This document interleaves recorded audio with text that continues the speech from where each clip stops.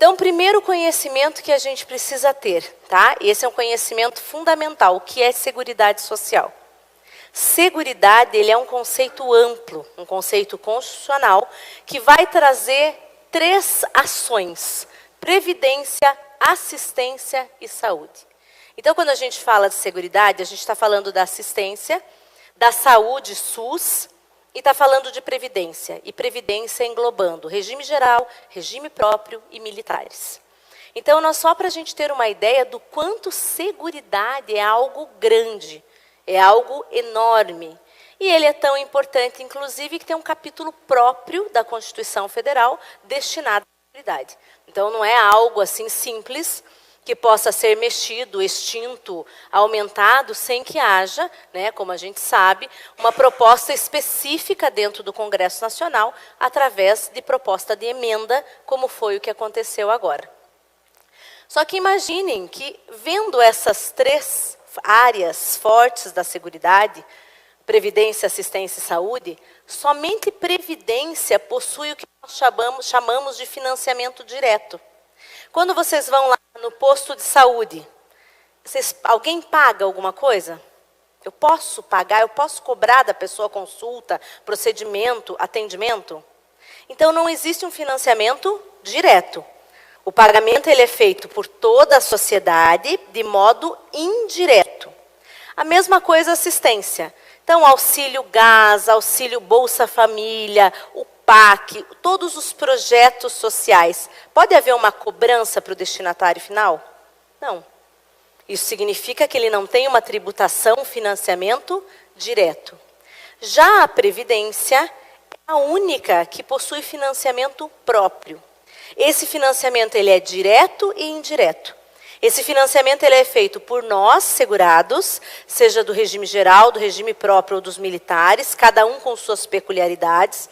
Mas ele é feito de forma, então, direta e também de forma indireta, através de contribuições sociais pagas pelas empresas e pelos segurados, diversificadas, ou seja, nós vamos ver elas em PIS, COFINS, contribuição social sobre lucro líquido. Então, várias variedades de tributos, ou seja, nós temos uma tributação diversificada, que daqui a pouco a gente vai ver por quê, que vai ser responsável por todos eles e, em especial, para a Previdência, segurados e trabalhadores. Empresas, segurados e trabalhadores.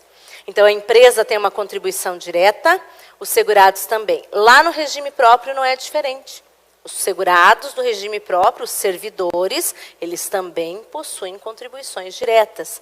Já os militares é um pouquinho diferente. Eles não têm uma contribuição direta porque não é chamado de contribuição. Mas eles têm uma participação na Previdência e eles fazem um recolhimento contributivo para deixar pensão para seus familiares. Então, eles possuem também um tipo de contribuição para o regime.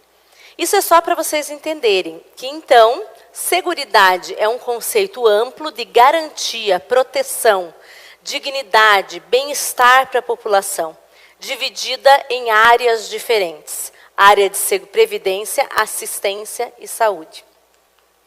Compreendendo isso, então, é claro que a gente não vai ficar perdendo tempo focando em saúde, mas só para vocês conhecerem, a saúde tem previsão constitucional dos artigos 196 a 200, ela atende todos os cidadãos, sendo, portanto, universal. No passado, eu precisava ter carteira de trabalho para ser atendido no posto. Senão, eu tinha que ir aonde? Nas casas, na Santa Casa de Misericórdia. Cada capital tinha sua Santa Casa, onde ficava o quê? O auxílio do governo para a população geral. Os demais, que eram atendidos pelo sistema de saúde, eles tinham que apresentar a CTPS. Havia uma relação lá no caso dos nossos avós, né? No meu caso, dos meus pais são mais velhos, eles ainda eram lá na década de 78, 80, eles tinham que levar a carteira no posto de saúde. Isso foi mudando ao longo do tempo e com a Constituição de 88, a saúde passou a ser desse modo que a gente está vendo aqui, universal. Universal, sem qualquer tipo de contribuição, mas que é financiada pelo conjunto de toda a sociedade. A assistência social, por outro lado, ela não é universal. ela é para todos. Então, eu tenho que entender assim, ela atende todos, mas somente aqueles que dela necessitarem, de acordo com a previsão legal. Então, ela pode atender até mesmo a gente, desde que em um determinado momento, por alguma fatalidade, nós aqui estejamos também numa situação de baixa renda ou de necessidade social. Então, ela é para todos, contudo, somente para aqueles que no momento estão em situação de baixa renda, dentro do critério de miserabilidade previsto na lei. Então, a assistência atende todos, mas com bastante prioridade. Nós temos o principal, benefícios assistenciais a idosos e deficientes.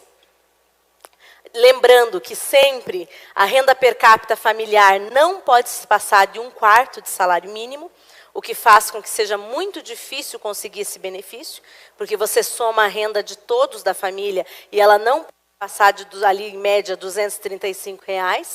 E ela engloba os programas sociais do governo. Bolsa Família, tarifa social, energia elétrica, dentre outros. Só para a gente entender o que é a assistência. Muitas pessoas chamam de LOAS. Às vezes aqui vocês já ouviram falar, o benefício assistencial chamado de LOAS. Por que ele é chamado de LOAS? Porque a lei, o nome da lei que trouxe ele é Lei Orgânica da Assistência Social. Então as pessoas pegam a sigla da lei e chamam como se aquilo fosse um nome de um benefício, né? Que não é. Até porque se fosse, então seria a LOAS, não seria o LOAS. Porque seria a Lei Orgânica de Assistência Social. Mas, na verdade, o nome desse benefício é Benefício de Prestação Continuada, BPC, que é o chamado benefício assistencial, que pode ser de amparo ao idoso ou de amparo ao deficiente. Esse benefício, então, o nome correto dele é BPC, Benefício de Prestação Continuada, de amparo ao idoso ou de amparo ao deficiente. Esse benefício é um benefício que não exige contribuição. Eu tenho que ser ou idoso, acima de 65 anos, isso serve para homem e para mulher, sempre foi assim, unificado, ou o deficiente que comprovar deficiência de longa permanência. Então, a deficiência tem que ser superior a 2 anos. É isso que diz a lei. Esse critério foi muito discutido, esse superior a 2 anos, mas ele restou pacificado pela jurisprudência que tem que ser, agora, recentemente, a TNU pacificou, que tem que ser superior a 2 anos mesmo. Para que eu possa chamar alguém de deficiente, não basta que ele fique deficiente. Ou, claro, se for uma deficiência permanente e irreversível, eu não tenho que esperar 2 anos. Mas tem que ser algo, por exemplo, depressão. Eu posso chamar uma pessoa de deficiente por causa da depressão? Existe muita discussão sobre isso. Não basta estar deprimido. Não basta também que tenha uma depressão com caso agudo. Mas ele teria que passar de 2 anos para dizer que a pessoa está cometida de uma deficiência severa que a leve à impossibilidade de trabalhar. Mas isso nada tem a ver com o que a gente vai ver amanhã, que são os benefícios por incapacidade. Porque os benefícios por incapacidade é para quem é contribuinte do sistema. Aqui a gente está falando de assistência. Para quem não contribuiu, não tem qualidade de segurado, não tem carência, não está fazendo parte daquele bolo da contribuição e por esse motivo vai ter que ficar com o quê? Benefício assistencial. Certo até aí? Todo mundo compreendendo? Então vamos lá. E aí, por fim, a gente chega na nossa Previdência Social. A Previdência ela já tem uma previsão que vai lá do 201 ao 202. É um sistema, então, previdenciário que se constitui em direito protetivo, garantindo a seus segurados contribuintes meios de subsistência. Essa frase, ela parece tão simples, mas ela vai significar muito. Porque com ela nós vamos compreender cada tipo de segurado do INSS. Então, como que eu caracterizo as 5 categorias do segurado obrigatório e a categoria do segurado facultativo, que eu vou mostrar para vocês. Lembrando que é super importante vocês saberem porque servidor não pode recolher como facultativo. Lembram dessa regrinha? Então, a gente tem uma regrinha importante, que eu vou comentar ela com vocês um pouquinho mais para frente, e que é uma vedação.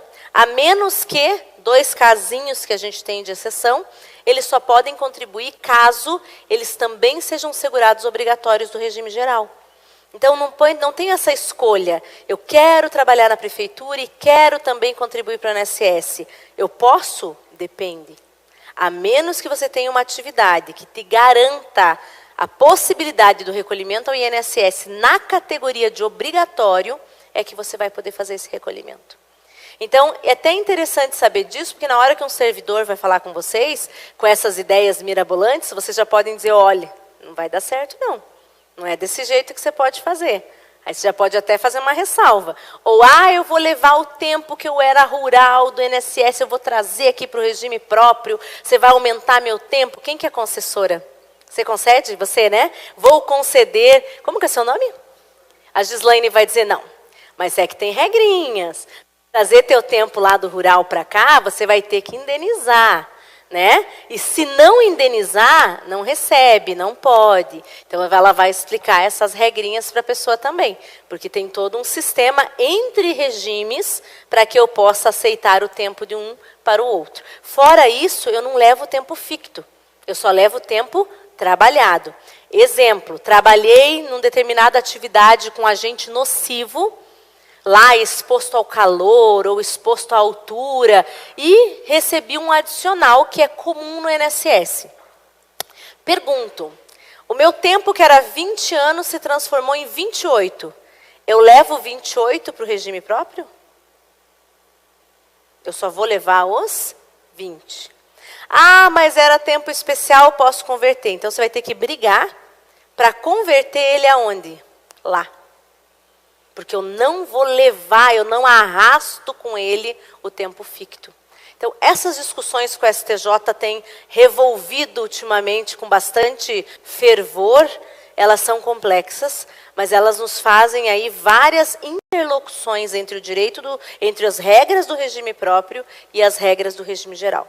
Então, a gente vai conseguir compreender, quando a gente souber os tipos de segurado que existem, nós vamos conseguir compreender melhor o que vai, o que não vai, o que eu levo, o que eu não levo, por que a CTC dá tanta confusão, por que eu tiro uma CTC no INSS, levo para o regime próprio, e se eu precisar revisar a minha CTC, eu preciso pegar ela original, lá no regime próprio, buscar, levar a original para o INSS, porque ela é muito parecida com um crédito, né? Uma carta de valor.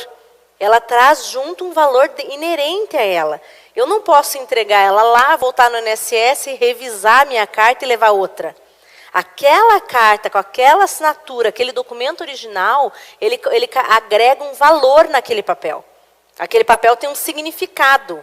E aí eu preciso trazer aquele de volta e modificar aquele documento, que é um documento público, que agrega valor e que vai trazer junto com ele um tempo. Já aconteceu de alguns segurados perderem essa carta. Essa é uma confusão danada e tem que fazer o quê? Judicializar.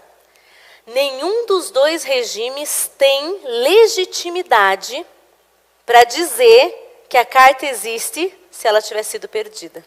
Não pode. Por quê? Porque ao servidor ele só pode fazer o que está previsto em lei. E aí, se o servidor faz, vai dar o problema lá para o nosso colega aqui da frente do Conselho Fiscal. Porque aí lá, na hora que passar no ajuste de contas do sistema, vai ter que glosar. Por quê? Porque não existe a CTC. E essas problemáticas implicam na matrícula do servidor lá do INSS, no dossiê funcional do servidor aqui do regime próprio, vira uma confusão e o segurado que quer, ele não compreende. Ele fica com raiva de todos os lados, mas ele não compreende a responsabilidade que está passando para cada servidor, aquele que concedeu a CTC, aquele que ia receber, mas depois ele retirou para revisar, não revisou e perdeu. Essas confusões são enormes. Mas amanhã a gente vai conseguir ver isso com mais detalhe. Hoje nós estamos ainda só no comecinho, mas eu vou citando alguns casos para que a aula se torne mais interessante também, tá? Então, vamos lá. Tudo isso que a gente falou aqui, a gente vai rever amanhã também, tá bom? Bem, princípios constitucionais da Seguridade. Esse eu falei que era meio chatinho, mas que é importante. Primeira coisa que a gente tem que saber dos princípios da Seguridade. São 7. Por que são 7? Porque são os 7 incisos do artigo da Constituição.